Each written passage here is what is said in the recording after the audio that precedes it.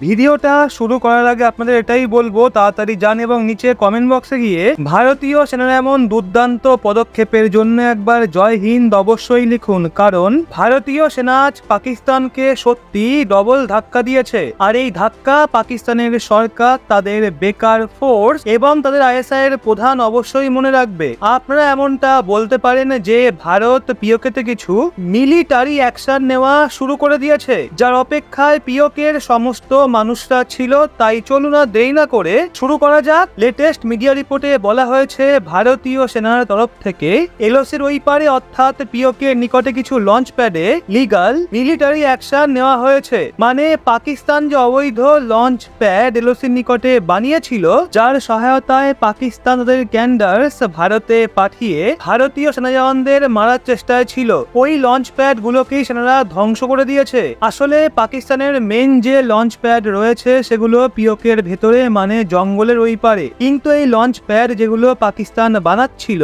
সেগুলো এলওসি বর্ডারের খুব নিকটে রয়েছে।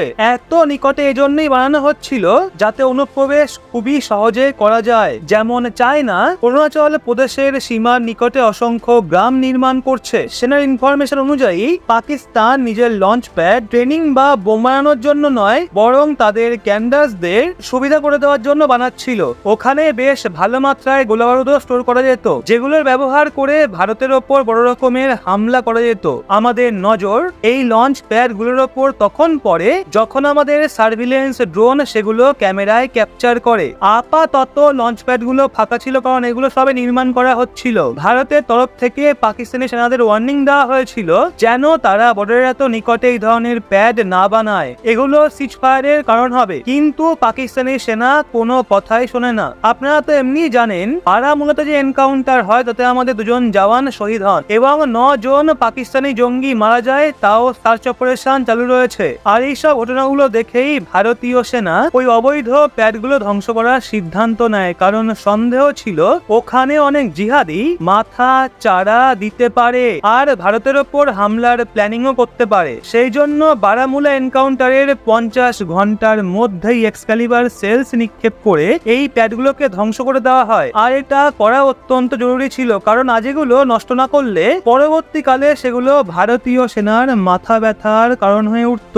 আর এমনিতেই লঞ্চ প্যাড পিওকের মানুষদের জমি ছিনিয়ে নিয়ে জোর জবরদস্তি বানানো হয়েছিল, যার বিরোধিতা পিওকের মানুষরা করছিল। তো পাকিস্তান আজকাল ভারতের সঙ্গে সরাসরি যুদ্ধ করার পরিবর্তে এমন প্রক্সি ওয়ার শুরু করে কাপুরুষতার পরিচয় দিচ্ছে। তো এখন পুরো বিষয়টা নিয়ে আপনাদের কাছে একটা প্রশ্ন রয়েছে, এর উত্তর সত্যি আমার জানা নেই, তাই আপনাদের জিজ্ঞাসা করছি। তো প্রশ্নটা হলো, ভারতের কাছে সবকিছু থাকা সত্ত্বেও ভারত সরকার পিওকে কেন ছিনিয়ে নিচ্ছে না? যেখানে সেনাপ্রধান তো এটাও বলেছিলেন মাত্র 1.5 ঘন্টার মধ্যে আমরা পিওকেতে ভারতের পতাকা উড়িয়ে সমগ্র পিওকে ভারতের আওতায় আনতে পারি। তো তাহলে তবুও কেন ভারত সরকার চুপ করে বসে আছে? অ্যাকশন কেন নেওয়া হচ্ছে না? এর উত্তর কি আপনাদের কাছে আছে? কমেন্টে অবশ্যই জানান। আর ভারতীয় সেনার জন্য গর্বিত হলে লাইক কমেন্ট করতে কিন্তু একদমই ভুলবেন না। এভাবেই চোখ রাখতে হবে রহস্য বাংলার পর্দায়। দেখা হচ্ছে আবার পরবর্তী ভিডিওয়ে।